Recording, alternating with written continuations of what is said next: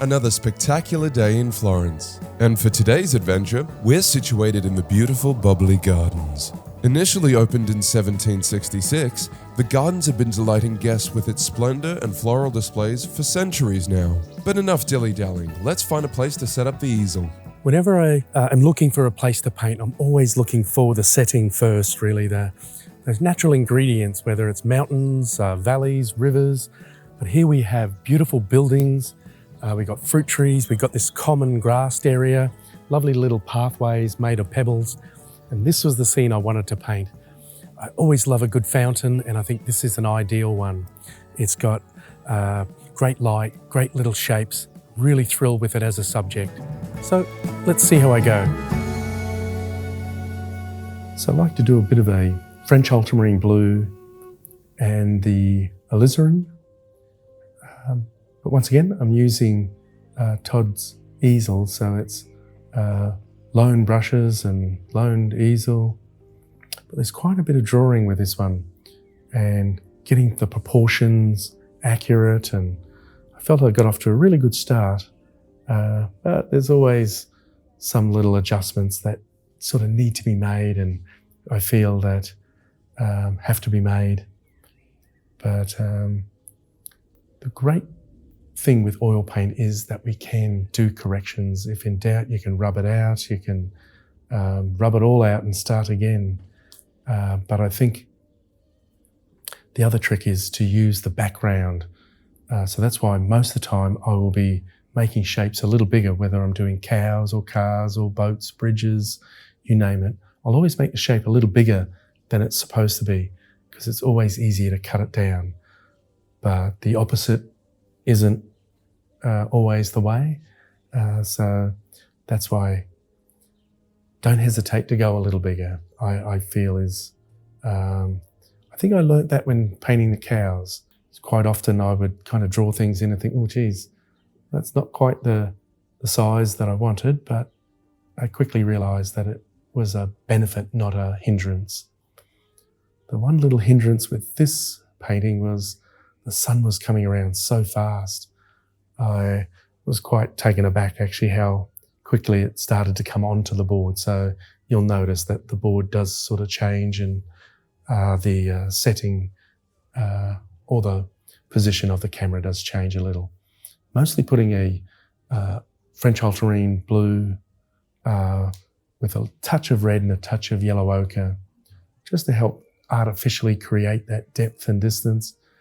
And I feel that's kind of the Impressionist mantra is colour, atmosphere, creating depth, creating light, which we had plenty on that day. It was quite a warm day actually in the end, and had to make sure that we stayed hydrated, and I think I did about 13,000 steps, and that was up and down staircases. It wasn't on the flat, but it really is a destination that I think Florence should be really proud of, because it's in Brisbane and a lot of cities we have botanical gardens and parks, but no, it's really quite spectacular. I believe one of the big buildings Napoleon stayed in, so that's really walking past and looking at some marvellous history. So here I'm just bringing a little bit more light onto the statue. And still trying to really feel my way with the brushes, just to get used to the mark that I can and can't make with it. Because I think that's the thing, when we find those right brushes and find the paints that we like, we become quite familiar with that as our approach and how to get success as well.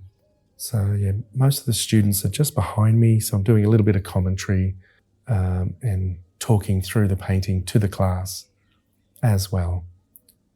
But now just bringing in the pebble area, possibly just squish the bottom of the fountain a little bit down towards the bottom, but hopefully with a bit of fancy footwork I'm able to counteract that and and work around that. This was quite a foliage orientated painting as well, so I had to really save a little bit of time and a little bit of energy to make sure I fashioned the foliage and got that delicateness that I normally like to get without overdoing it. But it is a great way to, with that blue background, to really sort of get a little bit of a sparkle on some of the foliage. Yeah, using a bit of an array of brushes, and I kind of did a little experiment here just to see if I thought it needed or could have used a little bit of sky, because there was sky coming down there, but I quickly thought, you know what, that's just going to rush the eye straight up to the top, where I was ultimately not wanting to go any higher than the head of the statue.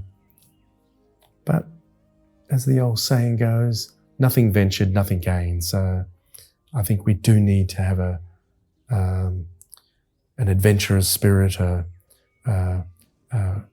slight risk taker, within reason, of course, as well. So, and I felt I probably went a little dark in the background anyway. So that's why I always like to think I'm really doing corrections, not perfection all the time, just trying to adjust what I'm doing to drive myself to that vision that I had when I started.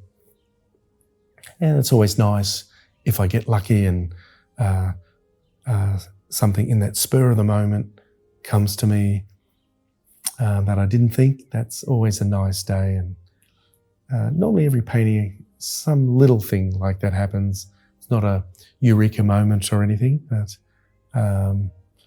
we always take the little lucky little sort of moments with us, because boy, as you may know, we have plenty of the opposite where it's just frustration, and you have to remember I've done probably well over 10,000 oil paintings, 1,500 pencil drawings, and not everyone was a success. And if you were to think, I've probably sold about 2,000 on that scale, I probably failed 8,000 times. And most of those would have been in the earlier days. So it looks like we're getting to the end. I'm just dotting those I's, crossing the T's, just wrapping things up. One of the other things is I don't get the chance to step back as often as I would like. So that's always a good lesson, getting back, viewing from a distance. That was a little different to a normal day of teaching. Normally I'll demonstrate first, but the students wanted to paint first and then I'd do the demo later. So I had about that 5 or 6 hour sort of delay before I picked up the brushes. But it was such a great day, great subject, great lighting. And I found once I got going, that's when the adrenaline started to pump in and I was just ready for action. So I was quite pleased with the painting in the end. So I hope you enjoyed it. All the best. Bye for now.